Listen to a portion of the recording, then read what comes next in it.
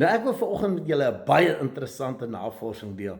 Hulle het na ouete huise en aftreeoorde toe gaan en vir daai mense gesê, anoniem, gee vir ons die antwoord. As jy jou lewe vandag kan oor hê, wat sou jy anders gedoen het?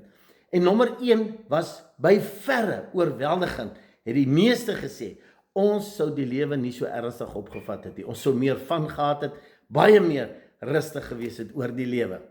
Nommer 2 is, ons sou meer kansse gewaag het, meer goed probeer het. Nommer 3, ons sou 'n legacy gebou het, vir ons kinders meer goed geleer het en iets agtergelaat het waarop hulle kan voortbou. Nou, ek wil vandag sê, ons het 'n bietjie meer daaroor gesels. Vandag die grootste oorsaak of katalisator in ons lewe wat siektes, al daai goed veroorsaak, is stres. Ja, mense kan kyk na oefening, gesond ete, al daai goed, maar die groot probleem is stres, want vandag al wat die mense doen is hulle fokus op die uitdagings wat daar is, nie probleme.